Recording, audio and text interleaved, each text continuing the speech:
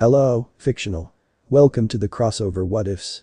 Today we are gonna see, what if Naruto was the son of the dragon and got harem? Part 3. If you end up liking this video, please consider subscribe, so without further ado, let's get into the video.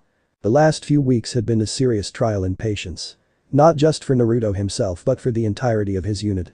He had done all he could to keep both morale and discipline strong among his troopers, but truth be told, with grueling tedious work day in and day out mixed with spoiled rations when they got rations at all, it was becoming an impossible task. The last 2 days, they had all been set to clear out a section of woods. Sadly they couldn't just burn it down or overturn the earth as the wood was needed for construction. So they labored, Naruto right alongside his subordinates. Ignoring the mild mockery of other units being rotated to the front, passing them by. Eventually though, something had to give. Naruto knew it was inevitable. Kita had been coming to him about the unit literally starving slowly, and there was sadly nothing Naruto could do. His troops were losing weight rapidly. Some were having to come up with creative ways to adjust their armor and uniforms to make sure it still fit correctly. This morning, Mulin had brought him to where a pair of his sergeants had picked up a deserter. He was young, only a little bit older than Naruto himself. Furthermore, he looked like he had probably been a strong and healthy young man prior to Major Yarin's command. Now he looked extremely thin and exhausted. They caught him just inside the sentry positions.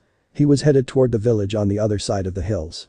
Mulin explained as the soldier was forced to his knees in front of Naruto. Mentally, the young captain couldn't help but curse at the major for this situation. The man wasn't even one of those that Yarin was trying to target. He was a fellow firebender, and clearly he was just as affected by the starvation and grueling labor as everyone else, no matter what bending element he had. Anything to say? Naruto finally asked after staring at the man. I swear to an eye I wasn't deserting, Captain. I know this looks bad, but I wouldn't abandon you or the others, sir. I swear it, honestly. The man begged, causing Naruto to sigh sadly.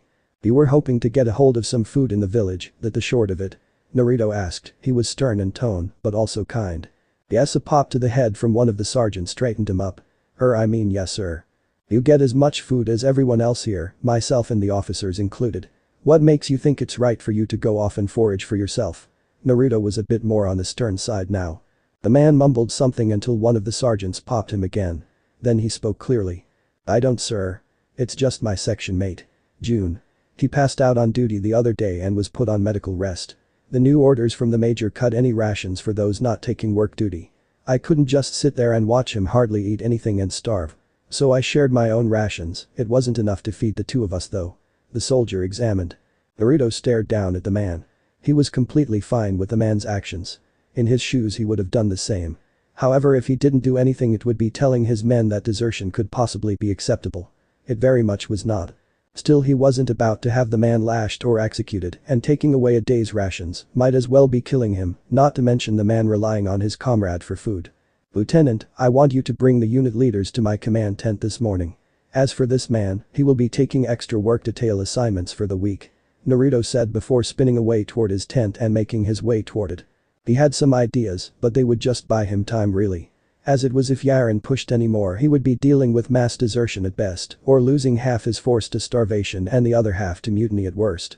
Hopefully his trump card would come through for him.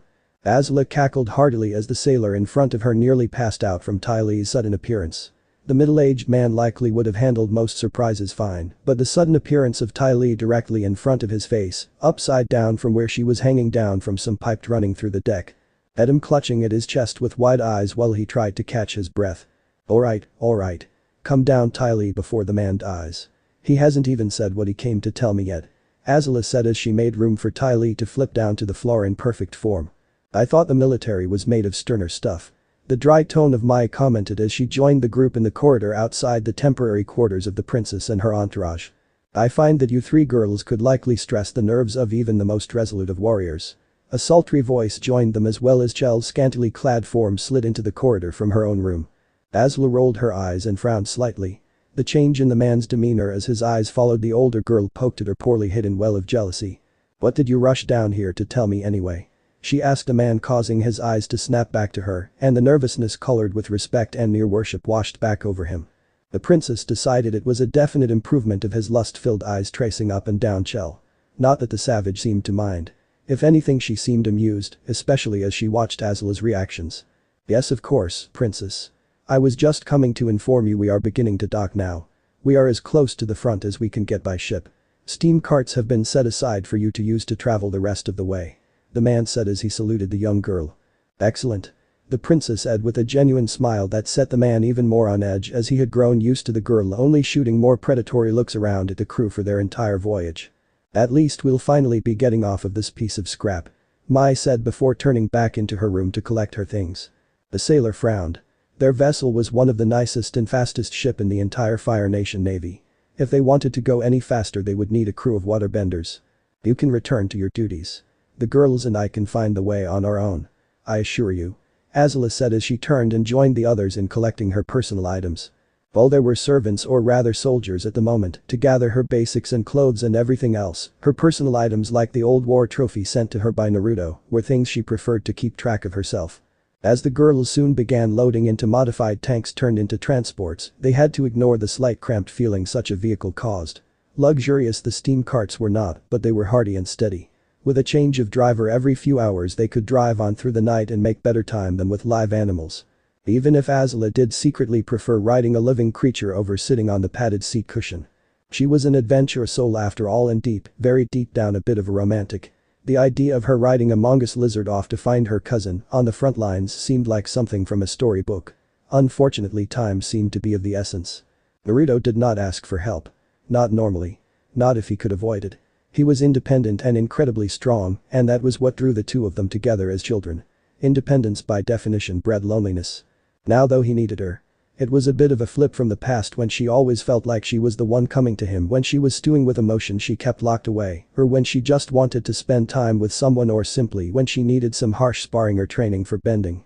This Major Yarin had made a very big blunder by wronging the only person in a command position to have a direct line to Aela herself. She looked forward to correcting such bad behavior, and most of her companions looked forward to it too. As the group continued toward the front from the last riverside dock, they gradually began to see more and more battle scars. At first it was overgrown places. Trenches partially filled with mud and the beginnings of vegetation. The occasional farm in disrepair but still covered in green overgrowth. That slowly gave way to camps of refugees and muddy paths that the steam cart struggled in a bit. Though they handled it far better than the wagons and carts used by the many displaced and troubled people here. Continuing on they began finding scorched fields and overturned roads. The plant life had begun to lessen and lessen as they got closer to the front up to a destroyed village beside a battered steel bridge. On the other side an even more demolished town sat. Mixed with the ruined houses and shops were trenches and craters from obvious battle. The large hills nearby were clearly once healthy and green. Now they were blackened and covered in a mixture of uneven ground where earthbenders had altered the topography in heavy combat.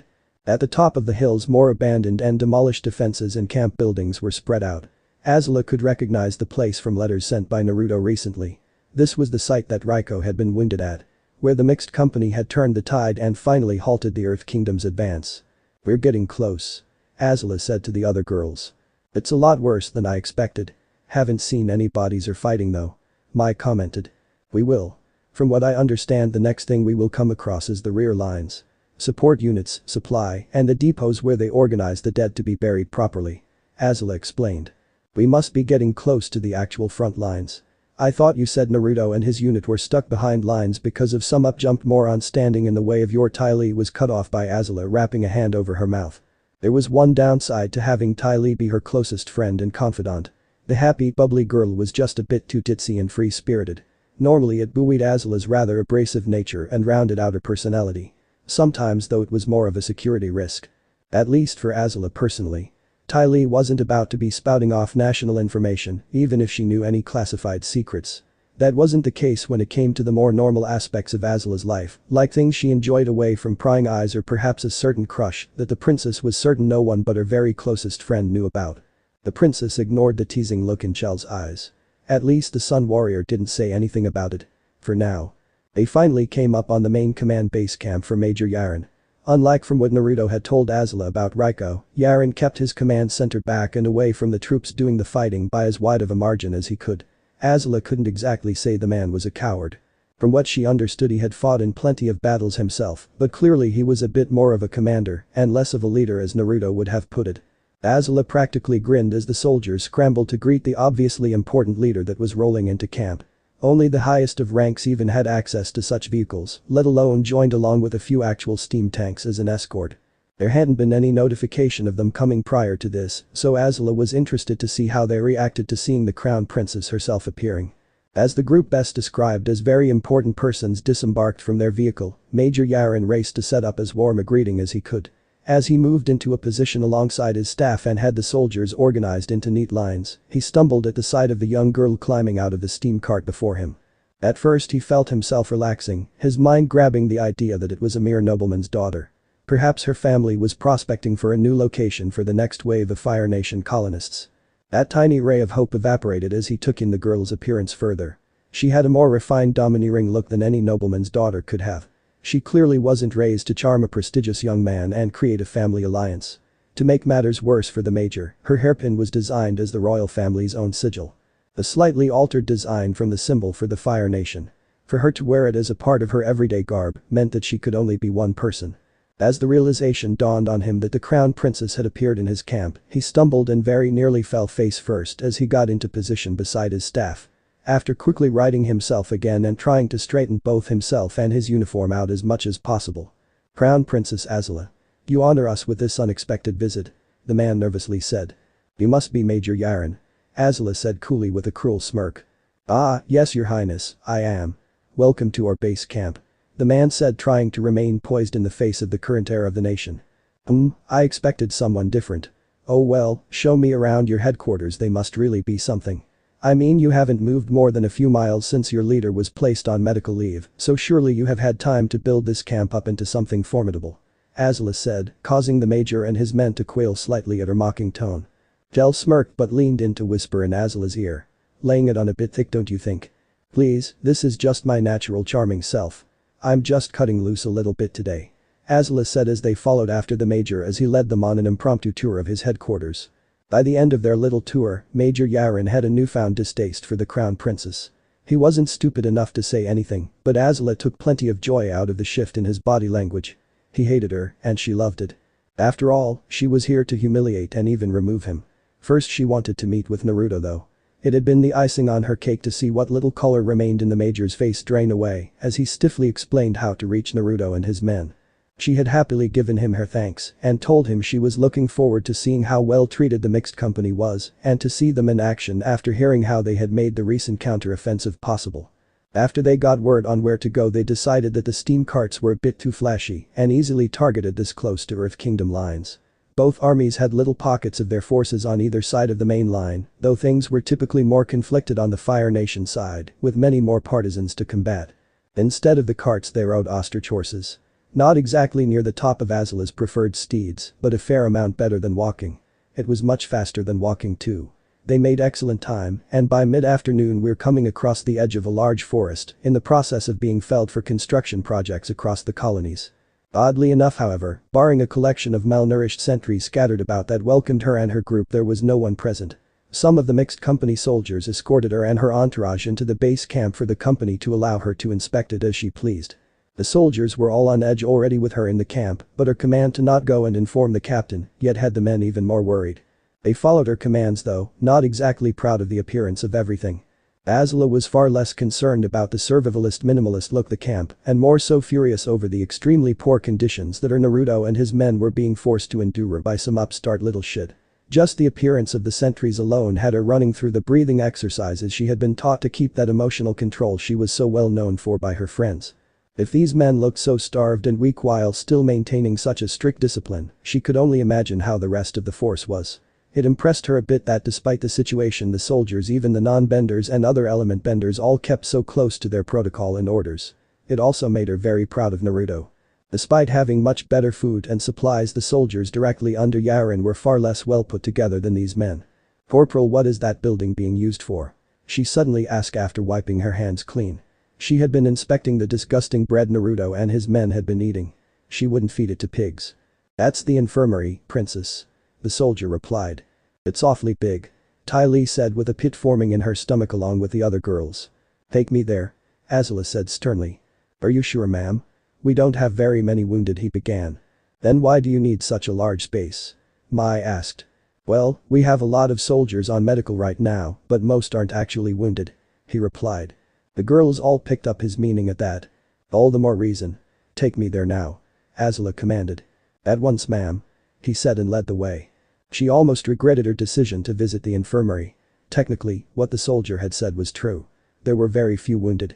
Beyond the occasional partisans, the mixed company had been away from combat for a spell. Starvation and the grueling quotas impressed on them by Yarin had been too much for much of the company. It was like looking at a room full of men and women simply waiting for the end. Helghy had become sick after the side and sent hit here.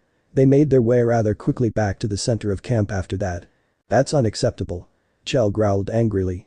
"Forgive me, ma'am, but I was told most casualties come from illness and supply issues anyway. Are we really getting that bad of treatment from the major?" the corporal asked.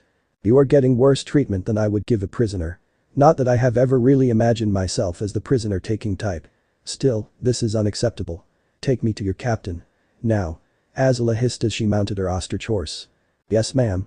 Follow me," the corporal replied, happy to have the crown princess herself on his unit side. It had begun to feel like it was them and the captain against the world. Naruto bit back some laughter at the sight of Mulin being swept under the river water by Kita, who was tackled into the cool liquid shortly after. All around him the men laughed and cheered as they enjoyed a break from their normal oppressive regimen and fished for food to give their company something substantial to eat. The young captain had made it clear that the only work he was allowing any of them to do today was catching, cleaning, and cooking the fish they had managed to get their hands on. Other than that, he let the soldiers enjoy a relaxing day in the sun as they played in the waters of the slow-running river. It was going to be a hell of a reprimand when it got back to Yarin that he had not fulfilled his quota for lumber, but Naruto's soldiers were at the breaking point. It couldn't be helped. "Are you going to enjoy the water at all, Captain?" Kita suddenly asked as she stepped up beside him. The woman had discarded her usual equipment for clothing that he had come to learn was common among the waterbenders that were loyal to the Fire Nation. Effectively, it was thin mesh-like netting that just barely covered her more intimate regions, showing off plenty of her tanned skin, contrasting with her bright blue eyes and silvery white hair. "I'm actually enjoying myself quite a lot, Sergeant. Much better than dragging logs, anyway," Naruto replied as Mulin came up to join them, flipping her wet hair back out of her face. "I can definitely agree with that sentiment," the swordswoman chimed in. Like Kita, she had ditched her uniform, though she didn't exactly have a bathing suit to change into, so simply wearing her normal undergarments was her solution. Not that Naruto was complaining, he was just a teenage boy, rank and experience notwithstanding. "This was a good idea. You do know that Yarin will punish you somehow though," Mulin commented. "I know. We do what we have to though," Naruto replied. He frowned a bit as he took in the sight of his two closest subordinates. They remained incredibly beautiful and very deadly, but the food issue and work had taken its toll. They were thin. Too thin for women who were expected to be able to fight in battle. All of his soldiers were. Hell, he was too. As it was, his company could no longer properly participate in combat. Not like this. They would be decimated at best or completely destroyed. That isn't even considering the number of troops he had bedridden in the infirmary. Yarin would get his wish one way or another, it seemed. Even if they got cycled to a forward combat position like was originally planned. They couldn't perform the tasks needed, so they were permanently stuck on this work detail. That sadly meant more of the slow, agonizing death at the hands of their own commander's bias. "Captain, something's coming over the bridge. One of the camp sentries is leading." "Oh. Looks like our problems are about to be history," Mulin said while sporting a conflicted smile.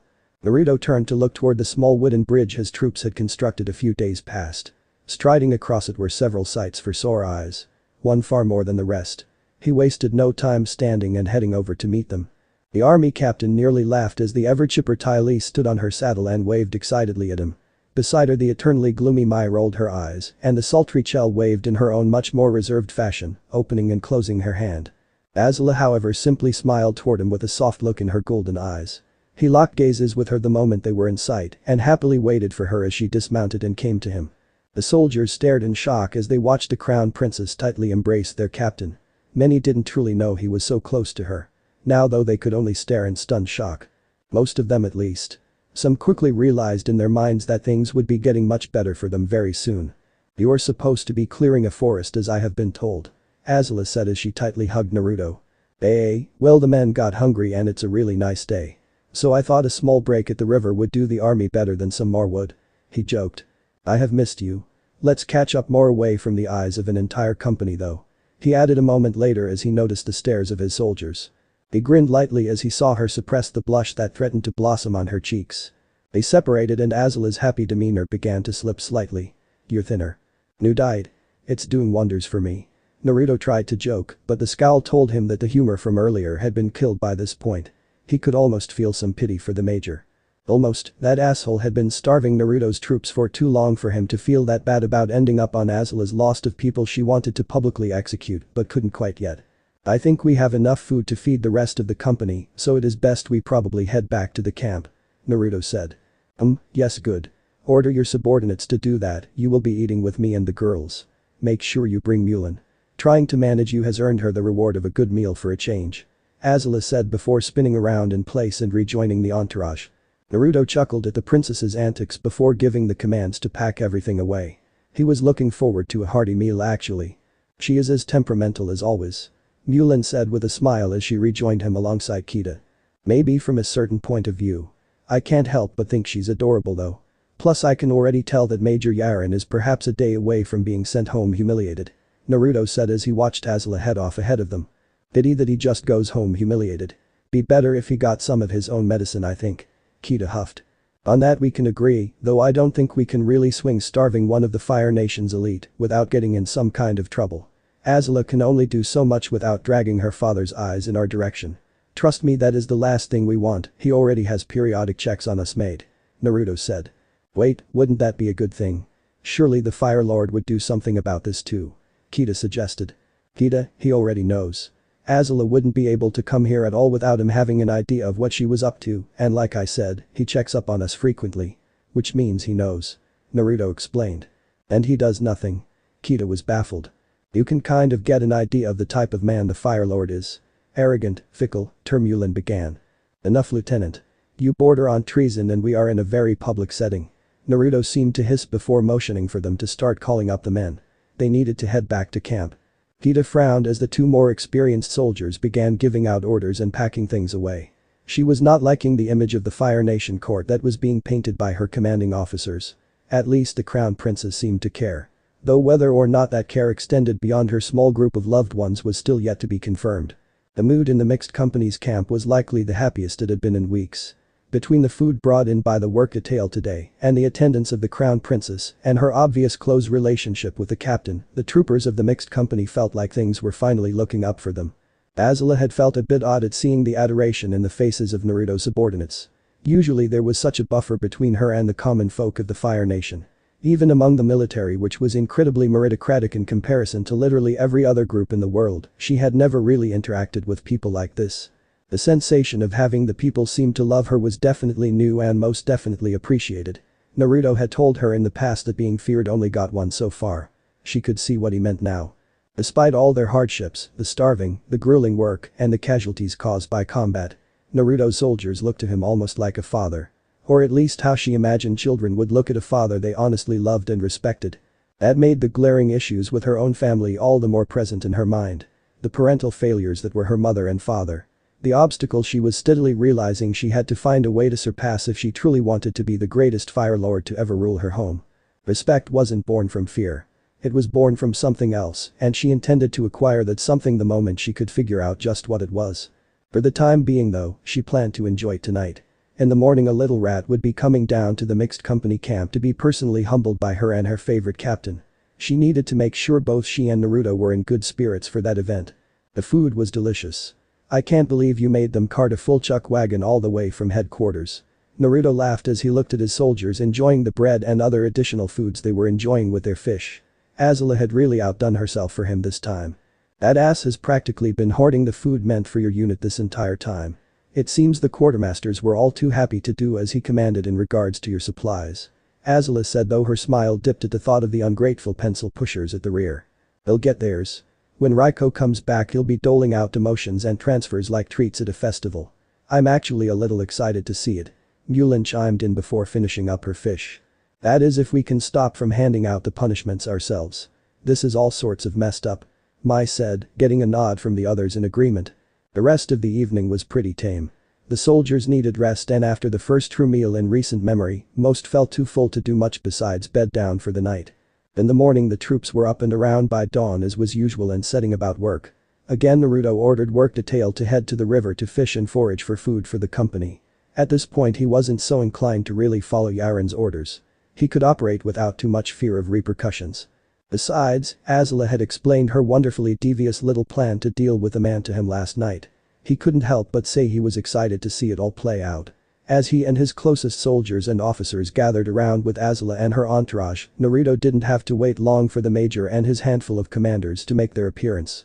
As they disembarked from a series of carts pulled by Komodo rhinos, escorted by armored Komodo rhinos ridden by well-dressed guards, Major Yarin and his immediate subordinates made it clear they were being as respectable as they could to Aela. That is to say, they were practically crawling forward to her feet and metaphorically licking the soles of her boots like one would enjoy a lollipop. It was something to see. Especially for those of Naruto's soldiers who had only ever seen the pompous ass that was Yarin sneering at every breath they took. "Your Highness, I am pleased to meet you once again. I see you found the captain and his unit with little issue." Yarin greeted with extremely thick sweet tones. Even Naruto, who knew the man was a kiss-ass, was a bit surprised. "Well, I have found plenty of issues. Now I didn't drag you all the way out here to this decrepit little farm turned into a poor attempt at an army camp to have you kiss my feet. Though I have to say it does improve my mood a bit," Aela said while picking at her fingernails and not even bothering to look at the man essentially groveling before her. "Of course. What is it that you require of me, princess?" Yarin asked, a bit annoyed that the young lady wasn't even looking at him. When he finished speaking, she did in fact turn to look at him. The bright golden eyes that she sported bore eyes into him, and he suddenly wished she hadn't decided to give him her undivided attention. There was something to be said about the eyes of the royal family. A predatory gleam that made those under their gaze squirm. "An explanation primarily," Aela said simply. What?" Yarin asked in confusion. "I said an explanation. I would wonder if somehow battle has given you hearing damage, but I do recall you hearing me just fine back at your camp," Aela bit out. "Forgive me, princess, but an explanation for what?" Yarin asked, only to be pelted in the face by a piece of disgusting stale moldy bread thrown by Chell. "What?" he asked again. Aela released an exaggerated sigh. "I joined the mixed company for dinner last night and imagine my surprise when I was shown food of this quality. Do you see an issue here?" "Yes, your majesty, I will have the culprits that would serve you such detestable foods lashed and made an example of at once," Yarin decreed. "No need, I have it handled," she said, quickly pulling the wind from his sails just as she began to wind up for a tirade about the offense against the royal family. You do?" he asked. "Of course I do. Besides, you have bigger issues to worry about." After some discussion with the captain, we both realized that the supplies being given to the mixed company are nothing short of a slight. So while I will be finding a solution to this food problem to help my cousin, you will be answering to a challenge of Agni Kai for the slight against these citizens of the Fire Nation. As the one responsible for their well-being, you will be facing their leader and representative in a duel. Do you accept?"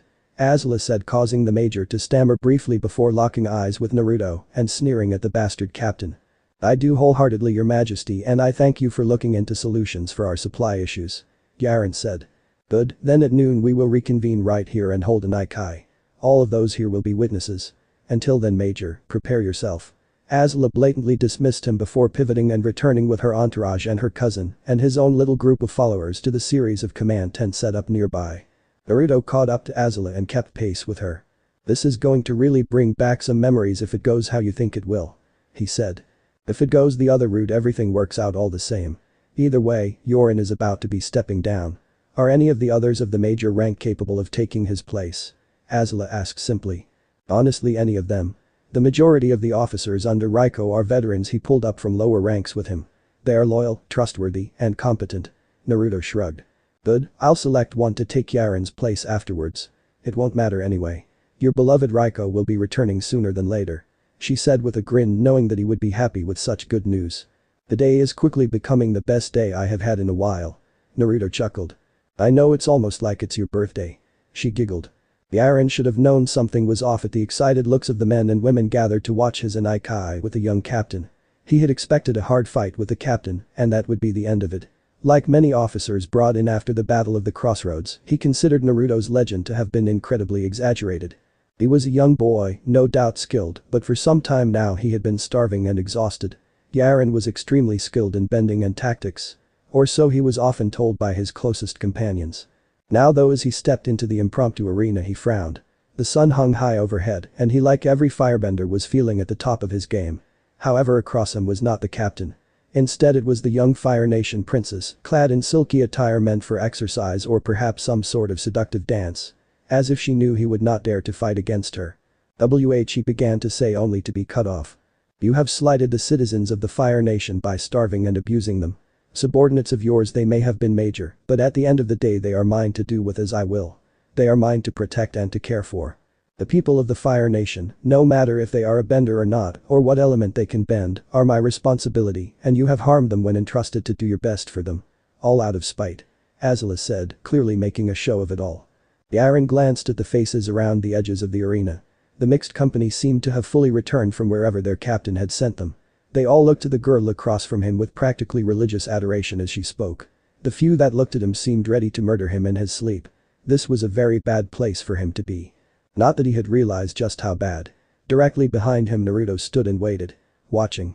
Aela expected the major to try and beg, much like Zuko had done against his father years ago. If she was wrong though, Naruto was not about to give the major an opportunity to actually fight the princess. Either way Yarin would be facing an execution.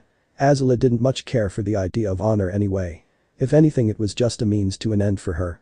Well, Major. Are we fighting? Aela asked. The man stammered for a moment before dropping into a bow almost identical to the one her brother had in the past.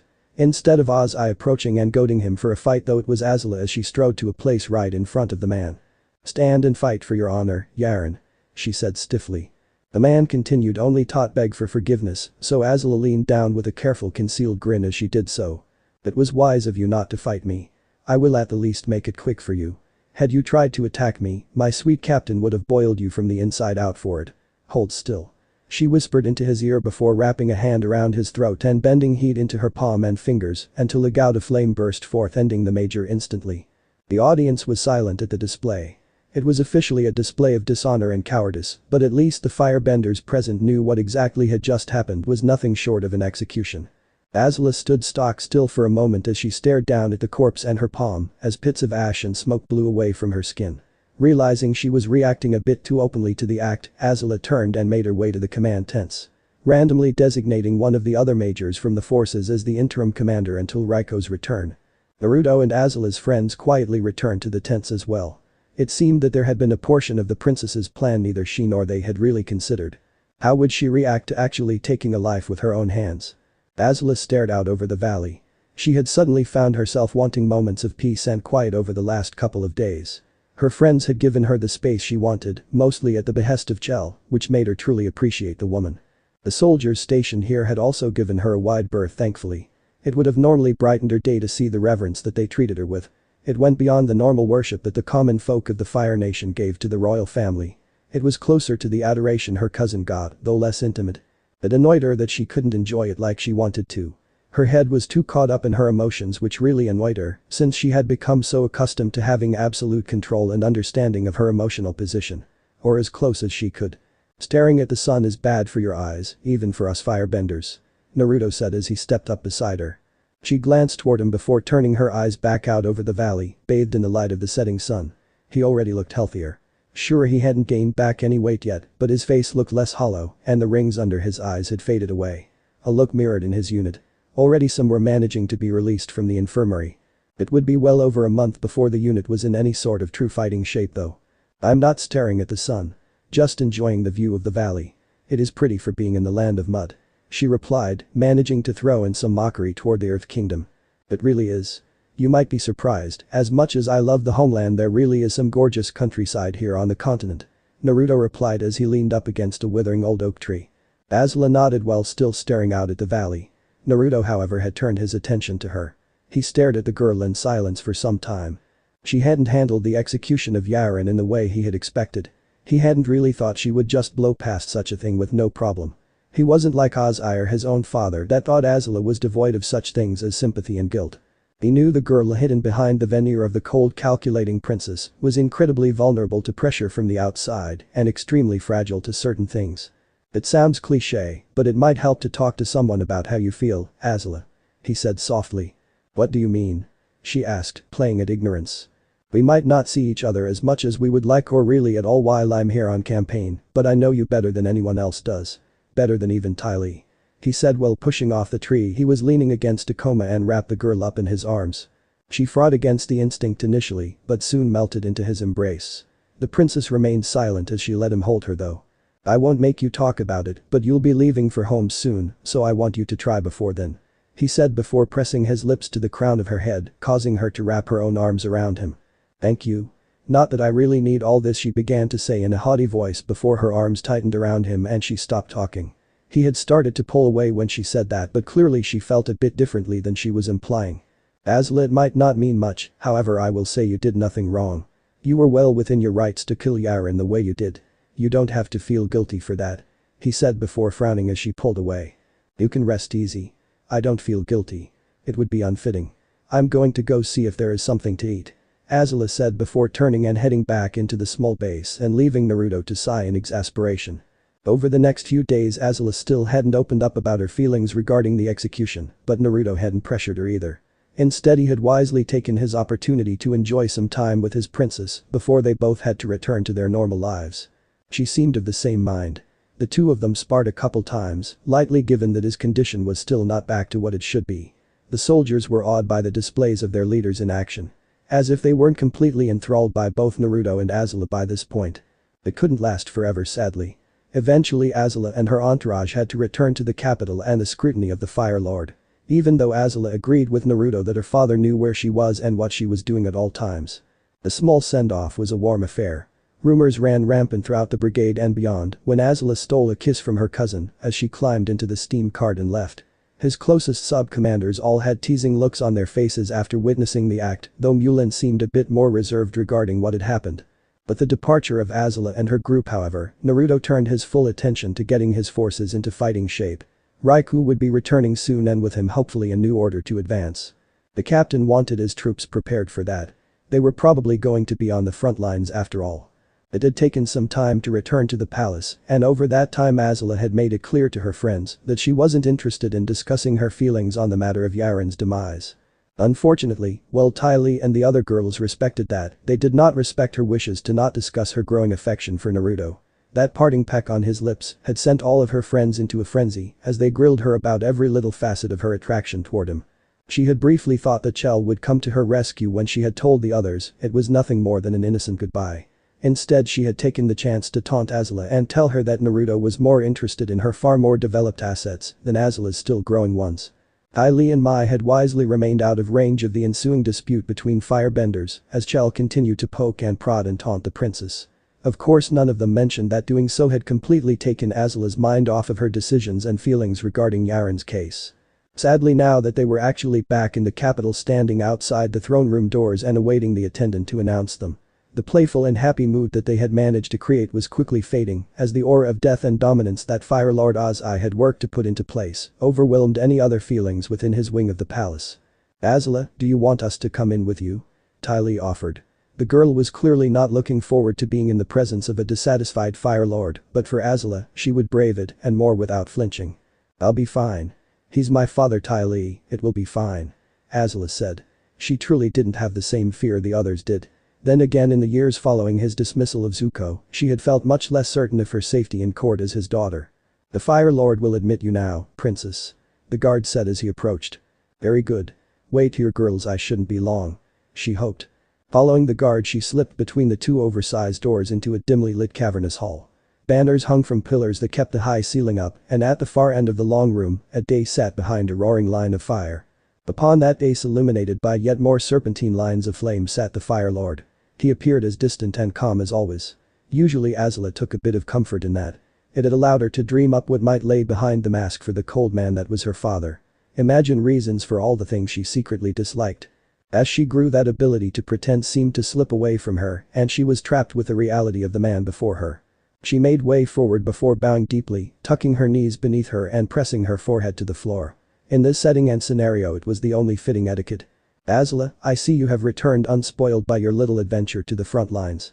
The Fire Lord's voice called out in thick, measured, and controlled fashion. I have, father. She replied simply and without emotion, though she did ensure she spoke with utmost clarity and confidence. Ozai would accept nothing less of his heir. And how is the war progressing? Up to your standards?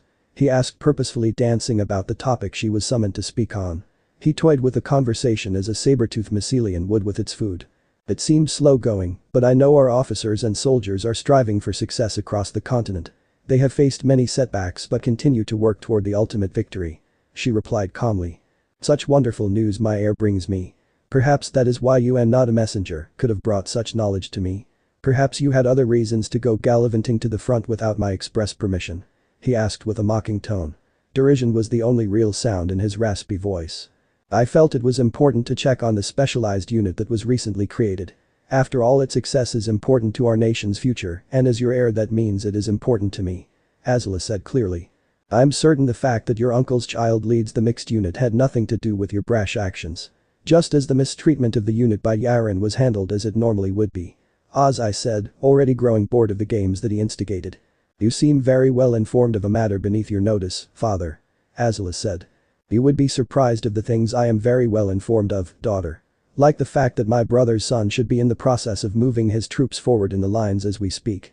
Ozai said flatly, taunting her with the knowledge that Naruto and his forces were not fit for heavy combat, but were being sent anyway. Was it because she had kissed him? Was this punishment for that? They were heavily affected by Yarin's campaign to weaken and discredit them. This could be sending them into wholesale slaughter. She commented, keeping her voice even as best as she could. Soldiers die, Aela. It is a war after all, it's inevitable that some of them perish. Perhaps it is better for you to mind where your affections are placed in the future. It is unjust of a princess to distract a lowly soldier from his duty by teasing him with the impossibility of her hand. Ozai let the smallest amount of glee at the pained silence he received from his daughter waft over him before he shifted it to a farcical impression of a fatherly smile. Your handling of the upstart Major Yarin was impeccable. I especially enjoyed the homage to my own handling of your disappointing brother. Well done, Aela. Ozai praised, unlike normal, though Aela didn't preen at his words. Soon you will show our people and the world why it is that you are my only true heir. The time for you to make a debut onto the field is coming, prepare your followers to aid you in that endeavor. I also will begin bringing possible matches for you to the palace to inspect. You will need to make an heir of your own eventually. The Fire Lord stated, turning his attention to thoughts on what marriage would prove most useful to him. By your leave, father. Aela said, getting a simple wave to leave in return. The princess stood and turned and made her way from the room. Carefully keeping her demeanor in check as she slipped between the massive doors and right past her group. The girls exchanged looks. Ty Lee started after her but was stopped by Chell. Let her have a moment alone. Whatever the Fire Lord said clearly upset her. She advised. Even more reason she shouldn't be left alone. Ty Lee said as she shook free of the older woman's grip and took off after the princess. Ty Lee followed her friend to her wing of the palace. Aela had sped up her pace to a point that unless Ty Lee actually ran she wouldn't catch up to her. Instead she kept pace and followed after Aela as the princess stormed past guards and servants, ignored lords and dignitaries, and passed through the entire palace all the way to her private quarters. She caught up to Aela just as she slammed open her door. The princess set about tearing off the ornate clothing used for meeting with the Fire Lord in an official capacity as she just had. Literally tearing it off of her body, not caring for the damage done to the incredibly expensive garments. Aela, Ty Lee cautiously mumbled as she followed her deeper into the house-sized bedroom. The princess ignored her as she finally got down to her undergarments and began quickly pulling on her preferred clothing. Simple and form-fitting. Expensive material no doubt, but not gaudy and ornate like most would expect of a princess. Aela. Ty Lee tried again. It's fine, just more of my father's games. You know how he is. He enjoys seeing me react to threats towards Naruto or Yarin. He knows it bothers me and thinks the more he threatens it, the more I will pull away from you all. So I'll be more like him. It's just his games. She said as she laced up her clothing with rough jerking motions. If you believed that you wouldn't be so upset. Ty Lee said before stepping forward and smoothly moving Aela's hands out of the way and lacing her outfit up for her. Maybe. Aela quietly replied as she stared out the large doors to her balcony. That isn't all that is bothering you. You know that whatever he says about Naruto he will never directly threaten him. It looks bad if he harms his family. I've heard after he did what he did to Zuko some whispered the name of the mad dragon behind his back. Ty Lee said. Aela listened. When Ty Lee let her playful and carefree nature drop, it was time to take her seriously and hear what she had to say. Aela had learned that well over the years, and with Ty Lee having a knack for going unnoticed as just another noble girl at court, she had so very much to say to those she was willing to chat with. What did he say about Naruto anyway? Ty Lee asked as she turned her attention from helping Aela with her clothes to undoing the princess's hair and brushing out any knots. Naruto and his company will be heading to the front line as we speak, he said. Aela muttered. That is what is bothering you? Ty Lee asked a bit incredulously. You saw them when we left. They are in no condition to lead the advance. Aela replied hotly. I would have thought by now you knew he can take care of himself. If he needs help, he'll ask for it like he did with Yarin. Besides, you knew it would happen eventually. The mixed company is too useful not to use it. You told me all about it on the way there and on the way back. Ty Lee said as she continued to brush Asla's hair. That's not the problem, Ty Lee. He said it was because of me. Because I kissed Naruto to say goodbye and in front of all those soldiers. Word about it beat us back to the palace and he just thought it would be a good lesson in what I can and cannot do as princess. What do you mean? I will be entertaining suitors for the next year at least. Asla growled. Oh. Well, I'm sure not even the Fire Lord can force you into a marriage if you challenge them all to a duel, Asla. Ty Lee joked weakly, trying to lighten the mood. Ugh, don't give me any ideas. She grumbled while crossing her arms over her chest. Ty Lee continued in silence for some time. She could practically feel the stress and anxiety still wafting off of Asla in waves. It felt wrong for the normally cool and controlled princess. It was far worse now, after her meeting with the Fire Lord, but it had started before they had ever left the continent. They were discussing rough topics already, best to take care of all the baggage if she could. You don't let things hang over you this long normally. Ty Lee said as she slowed down a tie in her brushing. What? I just met with him. What do you mean? Asla asked. I don't mean about Naruto and the mixed company or about the suitors. That was all just the last straw, I think. I think you are bothered about something that happened when you handled the major. You're letting it bother you when normally you would just attack it head on and deal with it. Ty Lee explained. Asla clenched her fists and blew out a hot breath of air. I am growing incredibly tired of you and even Shell bringing up that. It happened, I handled it, it's over. I don't understand why you keep bringing it up to me. Because Naruto asked us to. Ty Lee easily answered. He what? Asla demanded, turning to face her best friend. He didn't need to. I would have asked about it either way and kept pestering you until you gave in and spilled what happened specifically to make you so upset. Asla stared at the girl for a moment before rolling her eyes. Ty Lee had a very simplistic mindset, but that also meant she could have a very determined mindset. There would be no shaking the lithe girl off of the topic now.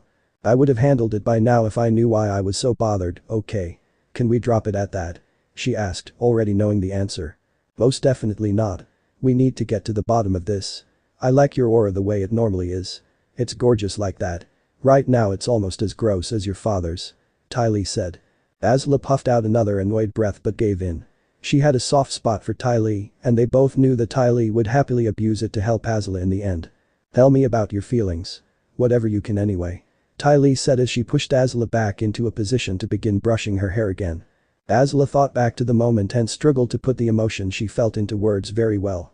She knew she felt differently than she expected to, but not in the way she thought that she might. She didn't have the flood of guilt that she imagined most normal people felt with a man's death at her hands. She didn't feel the joy or pleasure she imagined her father would want her to feel either. She wanted to lie to herself and say she felt nothing, but that wasn't the case. The truth of the matter was that in the last moment she felt confused. Confused because she knew others expected more from such an act.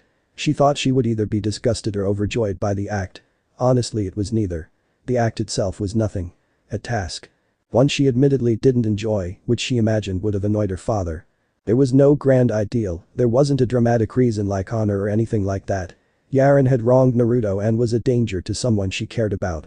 That he should die was obvious. To part of her. Another part said it was too much. Her father's pleasure felt like ash in her mouth.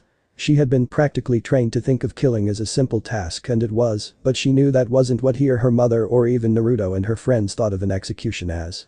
That needling little voice in her head that sounded oh so very much like her mother mocked her again about becoming a monster, her father's little pet monster. Her father, that mocked her subtly and did his best to wean her of any relationship besides the one she had with him. Asla? Ty Lee asked, bringing Asla out of her darkening and maddening thoughts. Yes. You were going to tell me your feelings. Like why you are so much more on edge.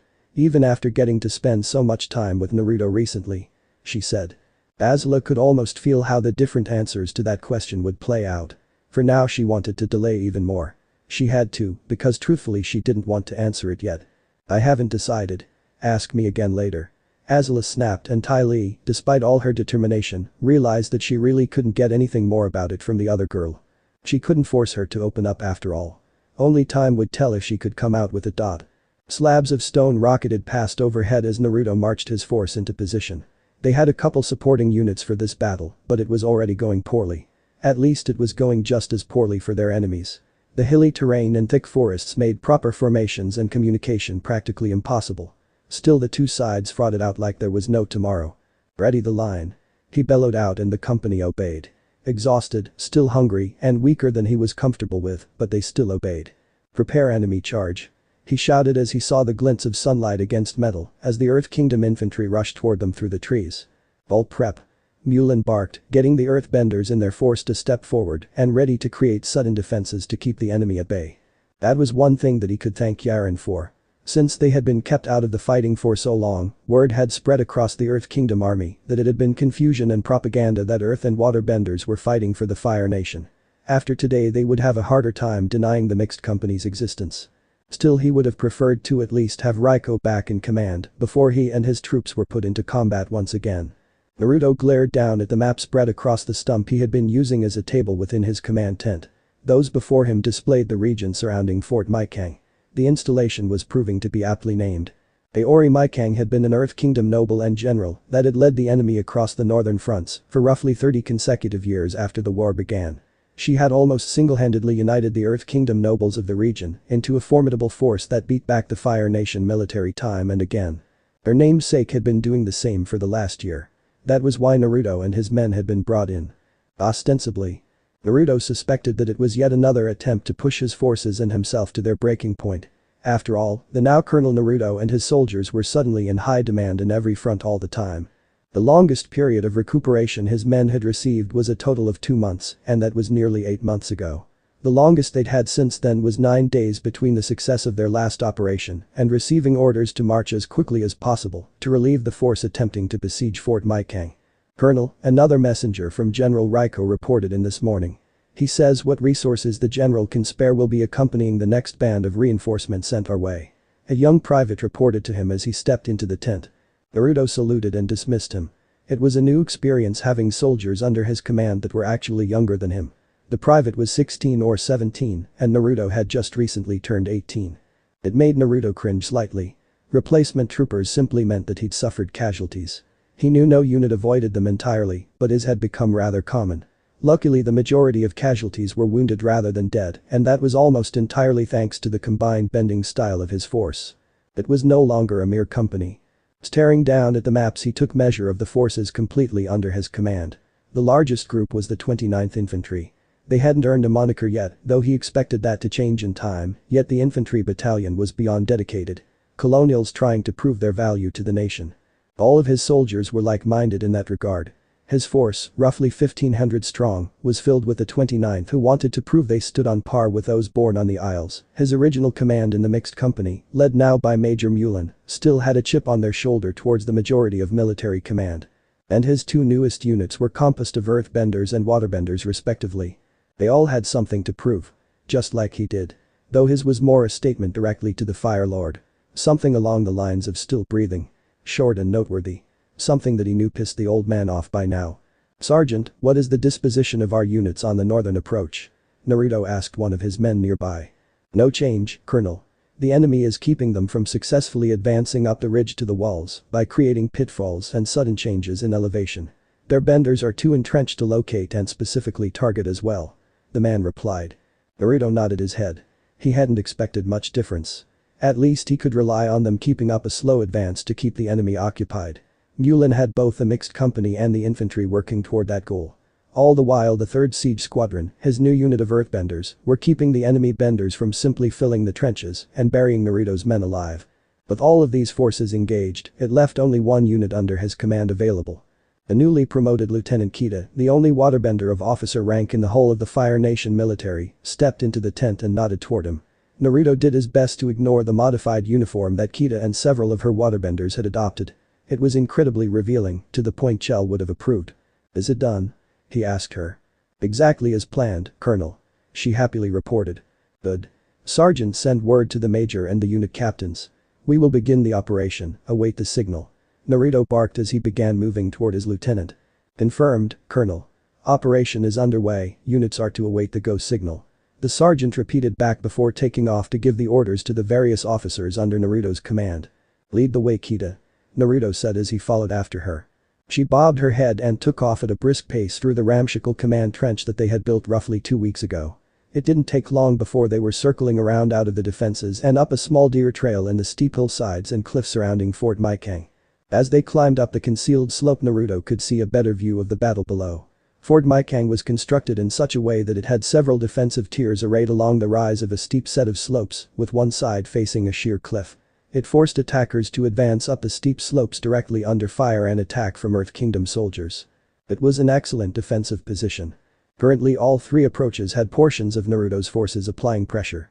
Occasionally a small team would charge a ways up under the protection of water and earthbenders before letting loose a series of large balloons filled with a tar-like oil that splattered and covered the fort's walls when thrown. His firebenders then went to work torching it and created massive pillars of smoke and flame to try and cover an advance. Sadly, the defenders had gotten wise after his forces had seized three of the tiers of the fort's defenses. The easiest tiers that had little if any incline between their walls. Now they were able to smother the flames and disperse the smoke before his troops could make a proper advance toward the walls, and they were continuously beaten back. This had better work. Naruto mumbled to himself as he watched a pair of his soldiers be crushed by a boulder slung around by an enemy earthbender. It will. You planned it yourself, so have some faith in your plans, Colonel.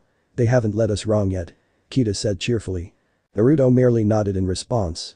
They had arrived at their destination after all. On the far side of Fort Maikang was a narrow river valley, a perfect place to stage a force for further advancement into the northern provinces of the Earth Kingdom. Unfortunately, the fort kept any sort of deployment there from happening. That of course meant it had to be taken, but it really was seemingly impenetrable. A miniaturized Ba Sing Se. However, Naruto had noticed that pretty much all of the defenses of the fort were geared toward the three sensible approaches. The fourth was an impassable cliff face after all. Except for a few details. Kita's squad of roughly a half-dozen waterbenders all saluted Naruto crisply as he approached. They looked quite proud of themselves, and for good reason. They stood on either side of a small grate carved into the mountain itself. Not metal, otherwise firebenders would have melted it long ago one way or another. No, the bars were carved out of stone itself, but with enough time and pressure water can cut away stone with relative ease. Kita had been the one to show him it was possible in a previous operation. He was simply applying that to a new plan. The pipe is small, sir. A soldier with their equipment would never fit inside, Kita reported. But a bender stripped to just the necessities, he said. A bit of creative water bending and we can all slither right up the pipe. Kita grinned. Excellent. Just tell me it isn't a sewage pipe. Thankfully not, it's an overflow for the fort's freshwater collection. They have a natural spring somewhere in there that provides fresh clean water, but it provides so much that they can't use it all. Well, normally. They are using a lot of water to put out the fires our friends out front are starting. Kita explained as she and the others all began stripping down to even less coverings than what they were initially wearing. Naruto began to follow suit, causing them all to pause. What? He asked as they all stared at him. Nothing, sir. The troopers replied before hurrying to finish what they were doing. Naruto chose to ignore the lingering eyes of Kita though. The woman and Mulan had practically made themselves his personal bodyguards since they realized the Fire Lord was doing his best to get Naruto killed in battle. She didn't approve of him joining them on this task, but she couldn't exactly argue it with him either. Not in front of the troops.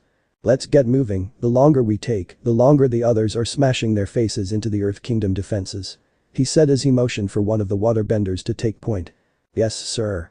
They chorused before the squad joined him, and all of them slipped into the tight space of the drainage pipe. It was cramped, warm, and humid. Not to mention the rough stone cut and scraped at them as they shimmied up its length. To make matters worse, the pipe steeply rose up after a short distance, and with no real handholds to climb, they largely scaled the pipe by pushing their backs against the opposite side as they climbed up with their arms and legs. Exhausting didn't come close to properly describing the task. Naruto and his troops pushed on though, and eventually the tube began to change angle again until they reached the end of it. Colonel, I can see the fort's water reservoir. It's about 6 meters below us, I can't tell how deep it is though. The man ahead of him reported.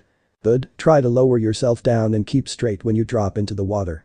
I doubt they will hear us down here, but it's best to keep as quiet as we can. Naruto said as he readjusted his grip on the slick rock surrounding him. The waterbender did as ordered and slowly lowered himself as far as he could before releasing and dropping down into the water below with a splash. Naruto had shifted to the mouth of the overflow pipe and watched for any sign of the defenders checking things out. Luckily there didn't seem to be any suspicion of their forces entering the fortress this way.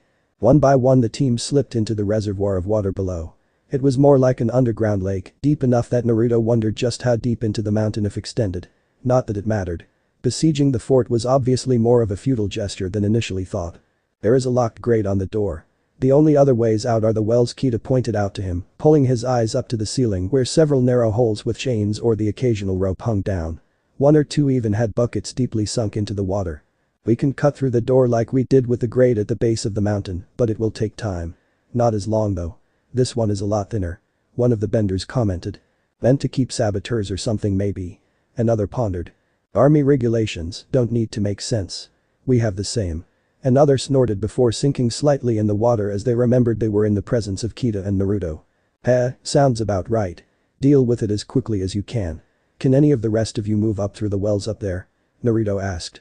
The waterbenders all looked up at the ceiling a bit wearily. The chains and ropes were far too thin to hold someone's body weight, but the wells were just wide enough for them to perhaps move through side by side in pairs. It's pretty narrow, sir. We would need a lot of force with the water, and we could end up slamming into the stone of the cavern ceiling. A sergeant said with a frown. The others should be able to make quick work of the lock. I can head up that well there if you wish to take another, Colonel. Kita said with completely confidence in her accuracy at essentially launching herself at a hole in the stone face. Naruto stared at her for a moment, trying to weigh out whether or not it was simply to try and make it easier for him. The dark-skinned woman grinned at him after a moment, and realizing his staring could be taken another way, he cleared his throat and rapidly nodded his head. That's what we'll do then. He said, and the waterbenders got to work. He floated on the water watching them for a moment. The door to the reservoir was on a raised stone platform where the waterbenders all now huddled together as they worked together to pump water up for two of their comrades, to funnel into high-pressure blasts, to slowly cut through the stone. Coupled with the earlier climb, as well as the upcoming fighting, the squad would definitely be earning some rest. He just hoped he could actually give them some before they got new marching orders again. We'll go up when they are halfway through. He said. I'm ready when you are, Colonel. Kita said before grinning as she made a point to stretch in front of her commanding officer, showing off that like Naruto, she had been maturing during her time in the military. Spirit save me from the women under my command. He quietly murmured as he recalled Mulin making a point of doing similar things over the last year. Colonel. We've passed the halfway point. One of his troopers announced. Good. See you up there, everyone. He commented, making a brief glance at them to check the multitude of knives and water bags strapped across their forms. That must have made the climb all that much worse. Still, they had completed it all the same. Kita. He said, turning to her. Here I go. She replied before twisting briefly in a painful-looking manner before rocketing upward on a pillar of water straight up toward the opening above her. His propulsion took a little longer as he had to bend jets of flame from his hands to clear the water before he added his feet to it and took off at dizzying speeds up another well. Briefly his mind conjured the image of some sort of grate or lid settled over the top of his exit that would kill him in the most humiliating way possible if it was blocking his path. Luckily he instead emerged in the middle of a small courtyard surrounded by stout buildings and shocked Earth Kingdom forces. But the spin, the gouts of flame propelling him upward, changed shape and became deadly lances of fire as they shot out toward the multitude of targets around him. Mulin grimaced as another boulder smashed into the defenses her forces were temporarily taking refuge behind. Shards of stone fragmented and peppered the troops with tiny splinters that caused the men to hiss and curse in pain. They didn't leave cover though, and thankfully none were severely injured from that attack. Casualties were mounting gradually as the retaliatory attacks from the fort's defenders kept Mulin from making any proper push for the next line of defenses. That was expected though. They were as far up the mountain as the colonel had expected to get without major reinforcements or some sort of new weaponry to turn the tide. Again, this was fine. Fort Maikang would never fall to anything short of completely overwhelming numbers or something completely unexpected. As she saw the first bursts of flame and plumes of smoke begin rising from the crest of the mountain, she knew that the unexpected was being pulled off at that very moment. Lieutenant Zion. She roared, calling up one of her subordinates. Ma'am. A young lieutenant, probably a year or two older than herself truthfully, responded, making sure not to salute. Some of the earthbenders had already proven incredibly skilled with sharp eyes and precise bending of small stones. As had their archers. Send word to the siege squad and the few pieces of artillery we have, they are to target the next two tiers of the fort with everything they have. She commanded. Orders received, artillery and siege squadron to target next two tiers with everything they have. He repeated before selecting a handful of men to act as runners. The siege and artillery teams were spread all along the three approaches to the fort, so they had to deliver the message to multiple officers to actually respond properly. Hopefully this new pressure would keep the enemy busy while Naruto and Kita handled the inside of the fort. Mulin herself intended to seize the next tier right now though. Zion, signal assault. Mulin barked. Zion nodded and immediately began propelling a set of flames in a specific pattern into the sky, which was soon copied all along the line. Telling troops to charge the enemy was far easier to simply signal with a burst of flame than specific targets for ranged attack after all. Mulan herself drew her sword and jumped over the barrier shielding her and her men. She didn't bother looking back to see if they followed after her. She could tell by the sudden crescendo in men and women letting out war cries that the charge was beginning. Naruto had cleared the first courtyard with a rapid intensity that had made sure nothing could properly respond to his sudden assault. Charred remains and smoldering corpses were all that remained of the garrison in that part of the fort. By now though the enemy had figured out that the Fire Nation had somehow gotten forces within their walls. Naruto slid on his knees across the now muddy ground to avoid a trio of spears being thrust into the space his abdomen had previously possessed. He didn't need to bother attacking the spearmen in retaliation though, as Kita separated their heads from their shoulders with a sudden strike from a razor-thin blade of ice. He took just a moment to watch as the blade reformed into its liquid state before blasting another man hard enough in the face to knock him onto the ground and force its way into his mouth and nose and even his eye sockets as it pulverized the soft tissue inside them. The moment passed in a flash and he was back on his feet forming a blast of fire that he hurled down a corridor within a section of the fort's innermost walls.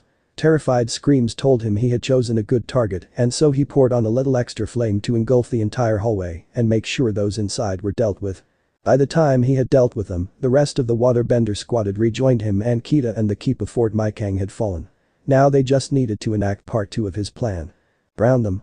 He commanded and Kita and her team immediately set to work bending a good portion of the water inside the reservoir up the stairs the team had used before forcing it out the main gate of the fortress keep. It wasn't near enough water to literally drown the entire force of defenders. It was more than enough to create a sudden mudslide though, right into the main body of defenders who were right in its path. The best the earthbenders could hope to do would be to slow it down, and with attackers advancing from the outside now and Naruto happily following after the wave of viscous muck hurtling down the slope, the defenders were truly feeling the pressure now. Pushing himself up in the air and willingly making himself a target, Naruto shot up above the defenders in clear view of both the defenders and his own army.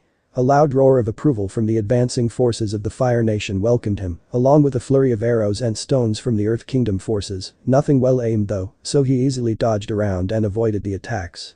He smiled as he saw the tears of the formidable Fort Maikang falter and surrender under his troops.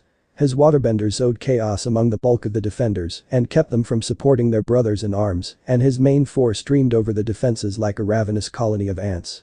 His mood quickly began to sour though.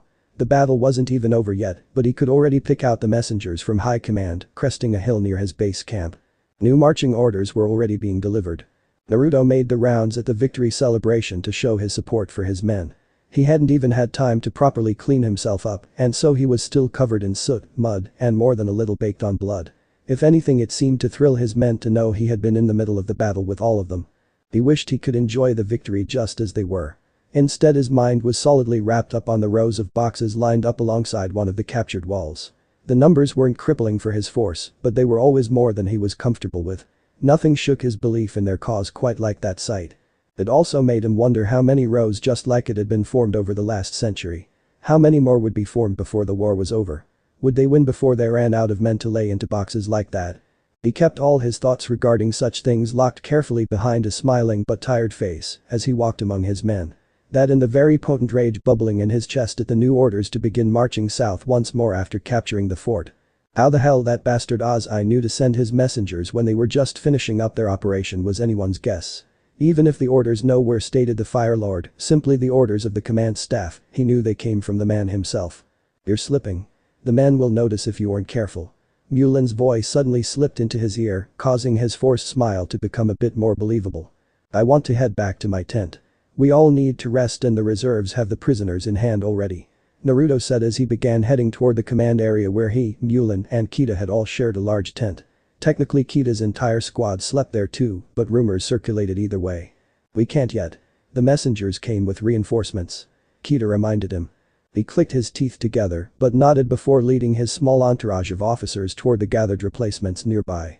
He was surprised by the numbers, more than enough to replace his losses, as well as a whole additional battalion of infantry, like the first drawn from the colonies. Despite their numbers though, he was rather unhappy to see the new soldiers were all woefully young and untrained. Not one was older than Mulan, and most were younger than himself still. A few approached the age he had started his career at. Unlike him, they were not trained like he had been. At least not to the same extent. 2,000 soldiers and nearly 700 of them were green recruits. Outwardly he welcomed them all warmly. They needed the numbers, but the time he would need to bring them all up to snuff was clearly not present, as his orders were to leave Mang in the hands of the reserves and immediately march south to reunite with Raiko for a new series of advances. The men collectively grumbled about having to move out so soon, though it was a bit telling that the green new blood seemed more annoyed than those that had just won a major battle. They were surely tired of marching for weeks on end, and they lacked the knowledge of their situation that the more veteran soldiers had gradually come to accept as the norm. Mulan, make sure the junior officers have their new guys paired up with more experienced ones, and I want extra breaks as we march. It will add some time to the march, but we can at least get some basic drilling into their heads before they embarrass me in front of the general. Naruto gruffly said as he ran a cold washcloth along his face to try and clear some of the grime off. Mulan smirked at the thought before nodding and heading off to pass out his orders. Naruto let her go as he waved for Kita to do her thing. The white-haired beauty was far too happy to oblige him and bend a current of water down over his head to help him quickly clean off the disgusting leftovers of a hard-fought battle. Just as he expected, their trip back south was taking time. He had sent a message ahead of them to Raiko to explain the situation, and as he had expected, the general had been accommodating. He even sent a few small units of veteran troops back with his reply to help whip Naruto's new bloods into shape. They would need the men to be as ready as they could be. Raiko had been trying to get Naruto back under his command for a while. He was building up a force for another push toward Amashu. With the new status he wielded as a general, the hope was that they might actually get within distance of the legendary city to besiege it. As long as they could keep from getting hamstringed by their own leadership once again. Tonight the force was resting in the ruins of Kideashi. Prior to the war it was already largely depopulated, but the first 20 years had seen the populace displaced and the majority of the city pulverized in combat. It was a big loss for the Earth Kingdom at the time. Kideashi had a huge temple complex that the city had sprung up around. Both were long abandoned by now though, and little if anything remained of the once beautiful temple and city. At least the ruins provided some shelter for the army, as it had decided to drizzle a small light rain that evening as they made camp. Naruto had selected the inner sanctum of the old temple. It was a large open area that had once been filled with statues and had murals painted on the walls. Whatever images had decorated those walls had long been overtaken by the overgrowth and buildup of grime from a near century of disrepair and lack of maintenance. A handful of the statues were partially intact though. Figures dressed in traditional garb from all four of the nations stood in a row against the back wall. It looked to Naruto that some sort of artillery had torn a large hole in the ceiling before smashing the majority of objects in the room. Those further back against the rear wall had been spared though and even had a small section of roof still standing over them. He'd assembled his tent in such a way as to use the wall and remains of the roof here as his personal quarters. Or at least he would have if Mulan hadn't simply begun constructing her own tent tarp in a similar manner and connecting it to his own to make it a double-length shelter. He of course said nothing about it. The major had been sticking close by his side ever since that business with Yarin, which felt like a lifetime ago some days. "I'll start on a cooking fire, Colonel. Do you want rice or potatoes?" she asked him. "We have potatoes." He turned to her. Some of the homes in the city had overgrown gardens. The vegetables have outgrown their plots of land and most of the locals seem to grow a lot of potatoes. She answered simply. "Ah, then potatoes do sound pretty good. We've eaten bland rice for months now." He groused. "Forgive me, I'll endeavor to make it more flavorful from here on," Mulan replied demurely. "What? No, that's not what I meant. Your sense of humor is starting to grate on my nerves, Major," he said with a sigh as he saw her grin when he thought he had insulted her. "I will go get started on cooking a meal then," she said with a more prominent smile, knowing that he didn't really mean it. They had grown ever closer as of late. Mulan was making her intentions known to him, and while he wasn't against such a thing, he couldn't help that his thoughts drifted back to Azula more often than not. While he and Mulan had grown closer, Azula and he had slowly communicated less and less. Part of it was no doubt the increase in their responsibilities. He felt as though he spent more time marching and inspecting his troops than he did breathing. She too was being bombarded with tasks in her role as the crown princess. Worse however was the looming fact that Azula was being made to entertain suitors on a regular, sometimes daily basis. In her last letter she had even mentioned her father's growing agitation with the fact that she had taken to dueling any that she couldn't find a way to dismiss for other reasons. Half of the men sent her way were nearly her father's age as well. Unfortunately, despite both of them clearly detesting the situation, Azula had sent him a letter a few months detailing their situation so that they were both on the same page. It had unfortunately concluded with her proclaiming the dream that they might have had to one day be a couple was dead. He'd nearly burned the letter when he'd seen the personal seal of both Azula and the Fire Lord stamped upon the paper. Still, Naruto had known this would happen in the long run. He knew the moment that the two of them had shared a kiss that word would get back to the Fire Lord, and not only would Ozai do all he could to separate the two permanently, he would also be sending Naruto's force into the worst fighting that he could find. At least it promised quick promotions for himself and his men. Ozai couldn't just have him outright killed either. Naruto was practically a household name by now. Even the Fire Lord would face repercussions for simply murdering a hero of the nation. It made Naruto a perfect candidate to martyr on a desperate campaign for the homeland though. His thoughts continued to circulate around our subjects as he changed into a more comfortable set of underclothes and he settled into a place on a dusty stone bench between two towering 8-foot statues. Mulan joined him before long, and after handing him a bowl of stewed potatoes and rabbit, she leaned against his side much closer than a commander and his subordinate should be. Not that he would ever imagine reprimanding her for it. Having the familiar weight of her body pressed against his side was comforting, especially as they enjoyed a meal together in the cool air of the evening. He knew she wanted more, but he couldn't take that step yet. Her head on his shoulder was as far as he could take himself yet, otherwise he felt it was unfair to both Mulan and Aela, as his mind still circled around thoughts of the latter. That wasn't truly fair to any involved though. There was no happiness there, and he had made it clear to Aela that no matter what, she had his support. Support. He had to go elsewhere for something more than that, and it wasn't far. Mulan, he began. The older girl leaned back up and turned to face him with full attention. He could tell with the way her eyes were locked onto his own that she had a pretty good idea with what he was struggling with right this moment. You've been by my side since I joined the army. Every step of the way. You're an amazing soldier and commander and a better comrade. Honestly, I couldn't imagine trying to do any of this without you. He let the words spill out, not trying to control them, just letting them express what he was feeling as best as he could. At least until he was interrupted.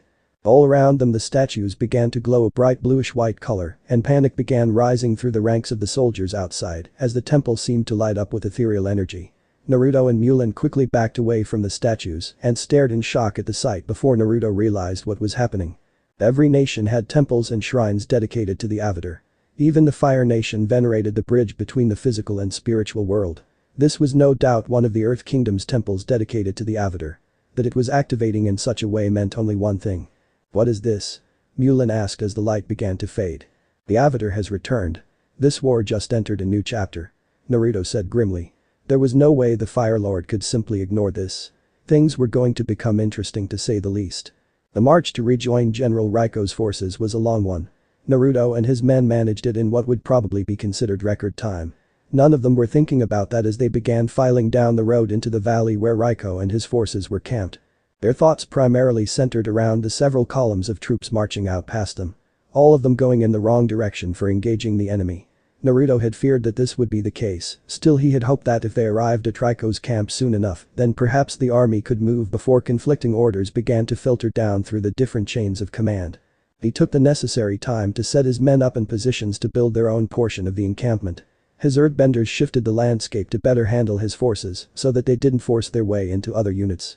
His waterbenders created a small channel of fresh water from the river that the army was using for his own force to have access nearer to their tents, and the rest of his men rapidly erected tents and temporary buildings for them to sleep in for at least the night.